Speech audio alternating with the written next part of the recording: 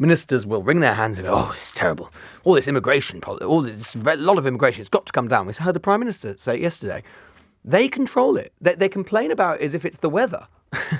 We are talking specifically about asylum here and refugees. It's worth just thinking a little bit, though, about the debate that we've had in the last 24 hours on the wider immigration numbers. And I have to say, as a journalist, political journalist, this is something that frustrates me enormously. Because you will doubtless have heard lots of people over the last 24 hours saying the thing that they always say, which is we need an honest debate on immigration. We need an honest debate. It's always what people say. Now, normally when people say that, what they mean is it's usually people having a very particular point of view, usually on the right, and they will basically what they mean is they want to have an honest debate which ends with the conclusion that immigration is a bad thing. We need to limit it or restrict it significantly. We need to get the numbers right down. Perfectly legitimate political view to have, by the way, but it's just a bit of a kind of jaundiced way of seeing what the term debate is. I'll tell you what a really honest debate would be like. A really honest debate would be if politicians of all parties actually levelled with the public about trade-offs. Trade-offs about what it means is we've got now control about immigration, right? They say that's what Brexit was supposed to be about. It wasn't necessarily about reducing numbers, it was about control. It was about the government being able to always say, you can come in, you can't, you can, you can't, etc., etc. Whereas obviously we had freedom of movement from the EU before. So we're out of that. That's the benefit of Brexit. That's what we were told. Fine. Exercise that control. Politicians have to be accountable for that control.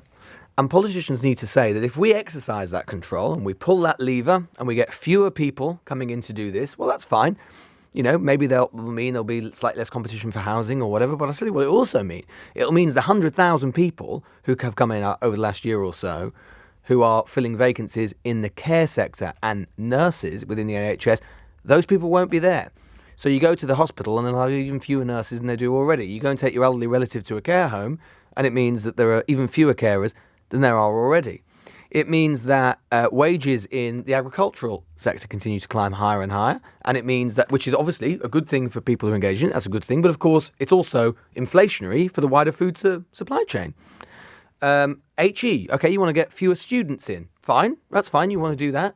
But then it means that there are fewer students, international students, paying very, very high fees at our universities, which means that there is less income for our universities, one of our biggest exports and one of our most thriving industries, one of our few really, really, really big growth industries in this country. So, fine, let's have an honest debate. But that is what a really honest debate would do. It would be politicians briskly and calmly saying to the public, that's fine, but there will be consequences to this. Because what they do instead at the moment is you have an enormous gulf between the rhetoric that we hear from ministers and the actual policy outcome. So year after year after year after year, ministers will wring their hands and go, oh, it's terrible. All this immigration, a lot of immigration, it's got to come down. We heard the Prime Minister say it yesterday. They control it. They complain about it as if it's the weather. They control it now. They can exercise and change it, but they don't do it. They don't do it because they know if you're the Prime Minister, although you've got a political imperative with immigration and people might not like it or always like it, you've also got the business department coming to you and saying, we need more people for the hospitality sector and everything else. You've got the education department coming to you about the universities. You've got the agriculture department coming to you about, agricultural workers, etc., etc. You've got to balance these trade-offs.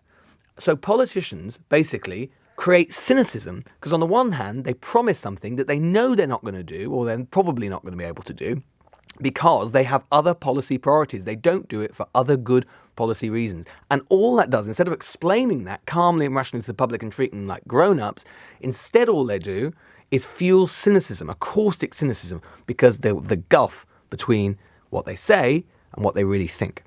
And that is just an enormous problem, and it just happens year after year after year. And it's not just a Conservative thing, it's across the spectrum often. But it's obviously been a particular problem over the last 13 years, because ever since the tens of thousands stuff, it's fantasy. It's never going to happen. It's never going to happen now. And it's just an endless cycle, a doom loop. Waste of time.